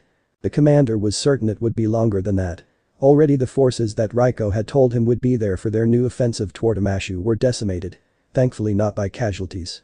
Rather, the army was being dispersed by some high-ranking bureaucrat that likely thought he knew better than the generals and officers actually in the field. Perhaps even by the Fire Lord himself. That was what made Naruto especially frustrated. He knew before even meeting with Raiko that there was likely nothing that they could do to stop the dissolution of the army. It would set their campaign and the war itself back by a huge margin. Perhaps things like this were the true reason that the war had lasted for so long.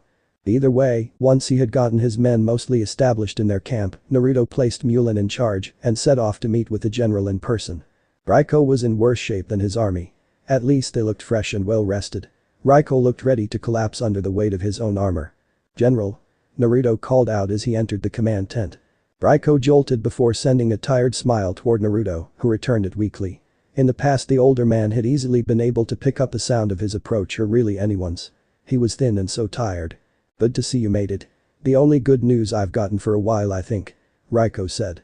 "We came as quickly as we could, sir. It looks like you're the one that has been marching up and down the length of the continent though," Naruto replied as he stepped up beside his old mentor. It feels like it. No, actually I wish that was what I've been doing. Instead I am sitting here and watching as the army I have built my career to create dissolves before my very eyes.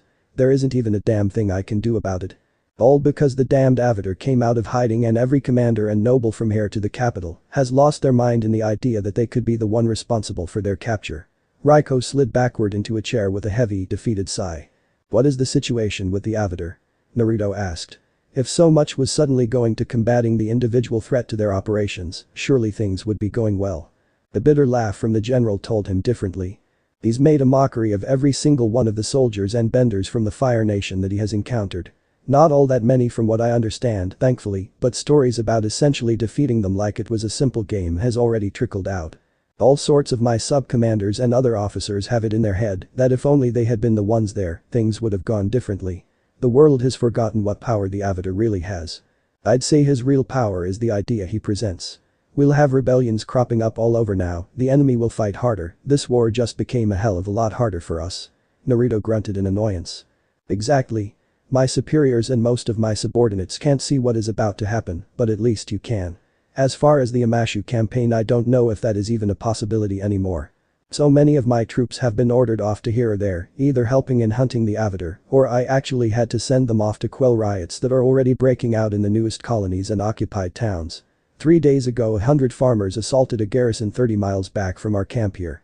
The garrison did the only thing they could and defended themselves. Now the town is either empty or filled with hateful survivors, and I have to figure out how I am going to ensure that their crops get harvested, since both the civilians and some of my troops are relying on those crops to make it through the next few months.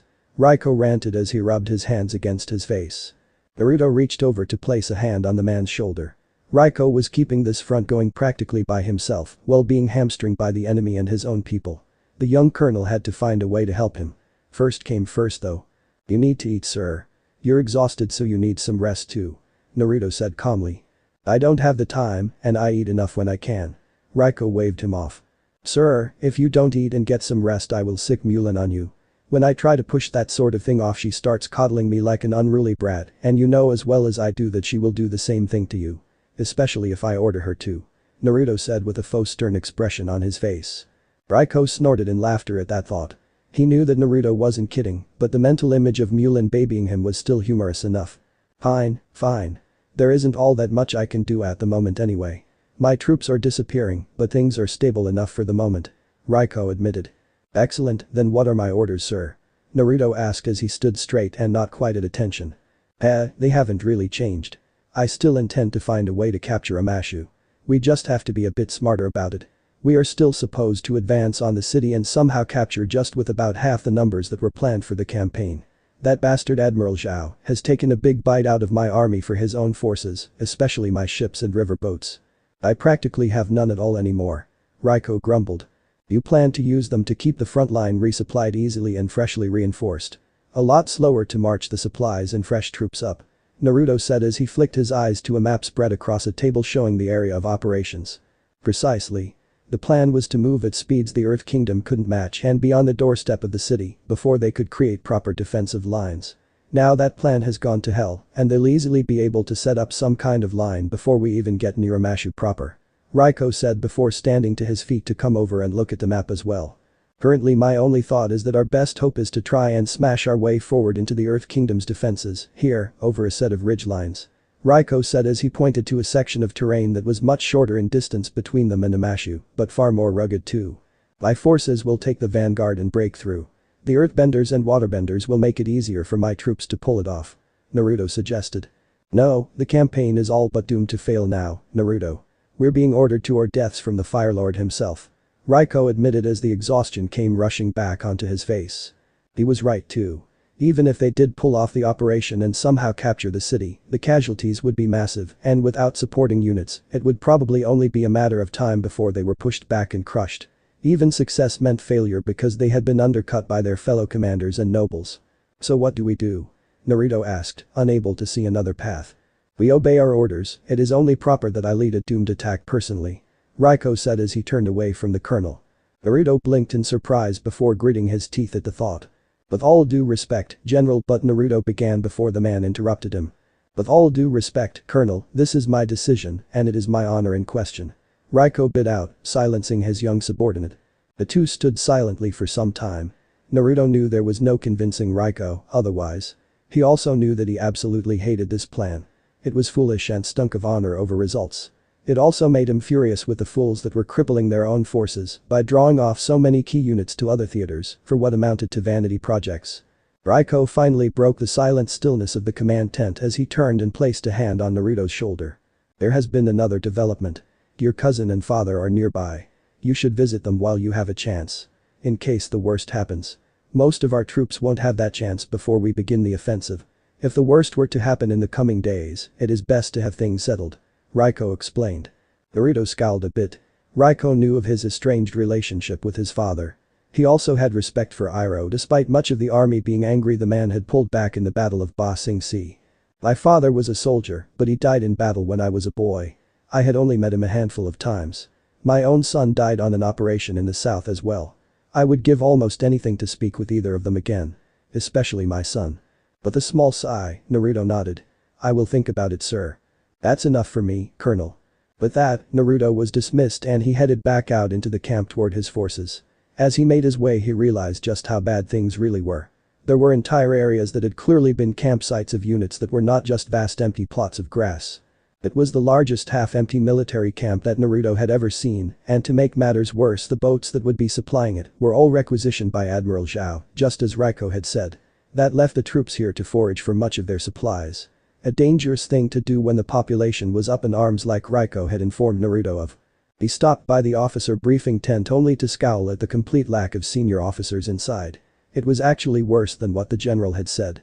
Yes, half the army had been redirected or outright taken from Raiko's command, but nearly his entire officer corps were either dead or had managed to get new orders to get their own chance at the Avatar. Glory seekers or cowards in the case of some who had only transferred when they had seen how doomed the operation was. Only those that lacked the connections to nobility to be repositioned remained, and they all bore a defeated look already. The battles had yet to even begin, and this army was defeated. Naruto wasn't even surprised to find both Mulan and Kita had set up his private quarters before deciding to incorporate their own quarters within as well. He wasn't even surprised by the state of near undress the two women were in as they finished organizing things. The two of you are really too bold. He grumbled without any actual heat. We simply know to remain close by, should you need anything, Colonel. Kita teased. Mulan didn't even reply, she simply crossed the room and began unfastening the armored portions of his armor so that he could relax. Her hands moved deftly and with practiced ease as she all but undressed him. He let her do as she pleased. It had become easier for him to let his subordinates or at least these two do as they pleased when it came to his comfort. How did the meeting with the general go? Mulan asked as she set his pauldrons onto a platform for his armor. Naruto sighed at that, causing both women to look in his direction, realizing it had gone very poorly. They had truthfully expected as much. They would have to have been blind to not see what was going on with the general's army. I am officially the second highest ranking person in this army now. That's just the start of my problems as well. Naruto explained as he stepped over and settled onto one of the camp chairs. It was more of a stool but was more comfortable than sitting on the ground. What are the numbers now? Mulan asked, she cut right to the core of the problem. We have around 12,000 men readied for the offensive with another 3 to 6 spread across the nearby countryside, ensuring we have food and the local populace doesn't try anything especially stupid. Doesn't seem to be working well though. Naruto explained. The general wrote to you saying that he expected nearly twice that. He wanted to overwhelm the enemy with numbers and power. What now? Mulan asked. They had hoped to double what the defenders of Amashu had or could call up from nearby forts. Now they were roughly on par, which meant the Fire Nation was at a disadvantage as the attacker. The plan has changed slightly, but really it boils down to practical suicide, with the hope of simply shattering the forces of the Earth Kingdom and rushing to the city before they can regroup. Both women shared a look at that. And if it worked? Kita asked. If it worked, at best we would be besieged inside a city filled with a hostile populace, and at worst, we would be trapped between the defenses of the city and their reinforcements and completely encircled. Naruto replied. If we even reach Amashu. Mulan pointed out. If we even reach Amashu. Naruto nodded gravely as he admitted that. Then why continue with the operation? It's a waste of soldiers' lives. Kita struggled to keep her voice down so that the guards outside wouldn't hear how bad things were looking. Orders are orders, Kita. Especially orders from the throne. Naruto said. Kita wilted at that and the conversation died. The waterbender woman climbed into her cot and silently stewed in the thought of the nearly deified Firelord, sending them to their death almost on a whim. Mulan moved over to Naruto and leaned against him as she sat beside him. There is more bothering you. I have seen you gladly walk into certain death and come out the other side unbothered. Mulin pointed out. Not on this scale. Thousands could die, for nothing. Naruto reminded her. You will find the best way to save lives and complete the operation. If not, then you are not who I thought you were. Mulin confidently stated. He simply grunted at that. What else bothers you? With it weighing on you, your mind is heavy and not focused on the operation. The colonel smiled faintly as Mulin proved to know him incredibly well. That smile fell as he twisted in his seat to better look at his closest confidant and subordinate. The general has advised me that my father has anchored nearby to gather supplies for his ship and crew. He advises me to meet with him in case the worst should happen. Ah. I see why now. Mulin said as her hand slipped into his and tightened, her fingers lacing with his own. His subordinates were very bold. He liked that trait quite a lot. I don't know, he began before stopping as Mulin pressed a finger to his lips. You will go see your father and cousin tomorrow morning. You need this, I don't care about them, but you need this. Mulin insisted before she pulled him to his vest and led him over to her cot. The Fire Nation beauty pulled him down into the bed beside her. They were close enough so that he felt her warm breath against his cheek and neck. Rest. We have been marching for days and need it. I need it too. Right. Naruto surrendered. Mulin turned to face away from him and leaned against him as his arms wrapped around her waist. It was more relaxing than laying in his own cot somehow. Especially as he could feel her slowly drift off into sleep, clearly comfortable in his arms. Slowly he slipped into slumber as well. Despite Mulin convincing him to do so the night before, Naruto was still quite anxious about going to meet with his family the next morning. A sizable part of him wanted to ignore both his subordinate and his superior and instead just help prepare his men for the operation to come. It wasn't large enough though, and he found himself approaching the docked ship. It was old and rusted in some places. A much older model than the current majority of military vessels. Then again, it was given to an exiled prince, so perhaps it was expected to be an extra reminder of the insult levied against Zuko. Naruto doubted his cousin needed any more reminders after what the Fire Lord had done in that Agni Kai. Despite the older and in some cases rougher shape of the ship, it was also abundantly clear that the ship was well maintained and the crew was disciplined. It was not only clean as could be given their circumstances. The moment Naruto had stepped up toward the gangplank, he was approached by a pair of sailors, one being a firebender in full uniform. Might we ask your need to board this ship, Colonel? The firebender asked. Naruto stared at the man's mask helmet for a moment. The man sounded much older than he expected, but then again the crew were likely made up of men that either were being pushed to useless positions or were acquaintances of his father in some regard. Having old men aboard was bound to happen. I am here to see my father, Iroh, and my cousin too. If they are available, of course. Naruto tacked on the last bit with a small hope that he might be actually turned away. Of course, right up this way, Sailor Kaiser will lead you along the way. The firebender stated. Right this way, sir. The sailor said as he turned to head back up to the ship. Kaiser was an older man as well, and judging by his skin tone and texture and the way he carried himself, he had been a sailor nearly his whole life. Naruto silently followed the man up to the deck of the ship and past a handful of sailors and soldiers either working or training. Once they headed below decks, it wasn't long before Naruto was met by his father in what looked most like a dining hall for the sailors. Naruto. They had told me a colonel had come aboard to meet with myself and Zuko, but I hadn't thought it would be you. Welcome, welcome. His father called out when he saw Naruto. Naruto paused for a moment at that.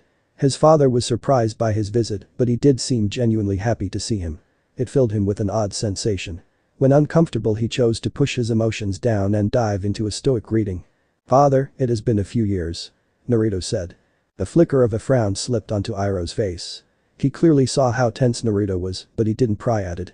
Naruto had made the effort to come and see him after all, and wasn't acting hostile toward him. Allow me to show you around some of the ship. We can talk and catch up a bit as well. Iroh said before motioning for Naruto to follow him and leading him down the hallways to inspect much of the vessel. It was surprisingly comfortable for an old warship.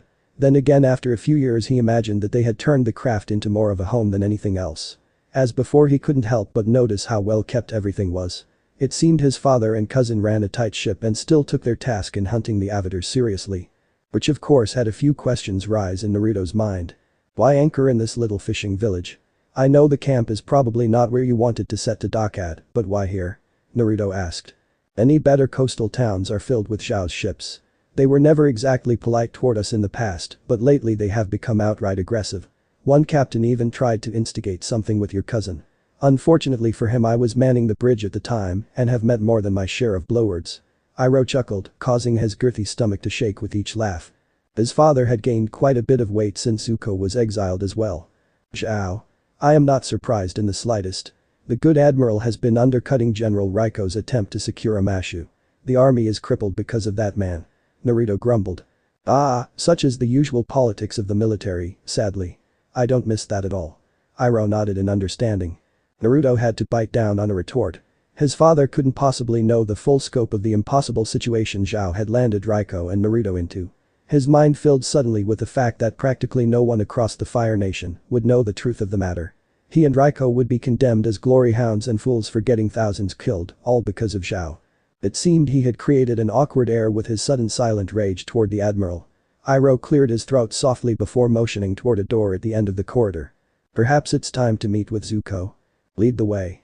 Naruto said as he willed himself to calm down. His father and cousin had nothing to do with Zhao's actions. He would be better than taking his stresses out on them, estranged or not. The pair headed down the corridor with Iroh trying to make conversation still. You know, I have attempted to follow your career as closely as I could. You have risen in the ranks incredibly quickly. The Fire Lord made it all possible. Naruto replied a bit sardonically. He didn't miss the slight wince his father had at the knowledge that his brother was passively trying to kill his son. They fell into silence following that as they neared the door. Naruto ran a hand through his hair and gritted his teeth in frustration. He was growing agitated at his father, but could also recognize that his father wasn't responsible for the situation he was in. He had come here to possibly say goodbye to what family he could one last time, and instead he was growing frustrated over inconsequential things. Iroh opened the door to Zuko's room without so much as knocking first. The exiled prince handled it as well as Naruto expected him to. Worse actually, it seemed Zuko was growing up rather angry and hostile. I commanded the crew not to disturb me unless there was news of the Avatar, uncle. The same goes for you. Zuko growled. Naruto stared at his cousin as he attempted to meditate. He was sitting in the lotus position and trying to concentrate on the handful of candles burning slowly in front of him. It was a basic but frequently revisited method of meditation and training for firebenders. Usually to help them temper their firebending abilities and personalities with greater control. Zuko seemed to be struggling with that. Naruto didn't hate his cousin. Far from it, he pitied him. However, he also felt that part of his punishment was earned. Part of it. In his opinion, the Fire Lord had simply proven how vile he was for how he treated his only son. Even Aela, who had her own issues with her brother, had been horrified to see how her father burned Zuko. An impossible mission to earn his honor back was just added insult honestly. Seeing the younger boy, or perhaps the young man before him struggling with the candle exercise, was an uncomfortable situation for Naruto, but far from the least pleasant experience of his life. Iroh coughed and cleared his throat as he clearly prepared to deliver bad news to the prince. We still don't have any leads yet, Prince Zuko. Iroh said softly. That is fine, uncle. You've taught me to remain calm and in control. Patient and prepared. Zuko replied. Naruto regarded him for a moment. Perhaps he had grown some in the proper way while gone. As much as Naruto had issues with his father, he would never deny he wasn't a great strategist, firebender, or warrior. All of which Zuko would need to master if he wanted to earn a place back in the Fire Nation. Not that Naruto expected that to ever happen with Ozai reigning.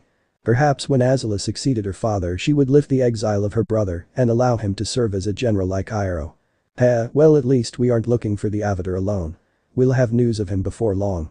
Iroh said, trying to ensure the prince's spirits remained high. What do you mean? Zuko asked. The entire navy has begun searching for the Avatar and large amounts of the army as well, from what I understand. Iroh continued before realizing he had made a mistake. The candles ignited into brilliant flames and burnt down to nothing in an instant. Zuko leapt to his feet with a furious scowl on his face as he spun around to face his uncle, only to freeze as he spotted Naruto standing beside Iroh. Iroh once more cleared his throat, trying to clear the tension of the room. Naruto also stopped by to visit. Naruto and Zuko stared at one another. They both were weighing the other to see what had become of the child that they had once known back at the palace. For Naruto, it was surreal to see the prince again. Scar and all. He had changed greatly, but Naruto doubted it was for the better. As much as he had disliked how naive and genuinely weak Zuko had been as children, the angry, possibly violent young man before him reminded him too much of some of the worst traits of the current Fire Lord. As Naruto began to frown as he realized that, Zuko only scowled, realizing his cousin was judging him. It was good to see you again, my prince, Lord Iroh. Naruto said softly. Surely you aren't leaving already? Iroh exclaimed. I must return to my troops. The offensive to take Amashu is set to begin soon, and I need them in top shape. We only have a portion of the forces we needed. Naruto explained before giving both a short bow and leaving the room headed for the upper decks. As he entered the hall he heard his father call out again. "Be safe, Naruto." The young colonel paused. Slowly he turned back to look at his father and cousin once more. Estranged perhaps, but still family all the same.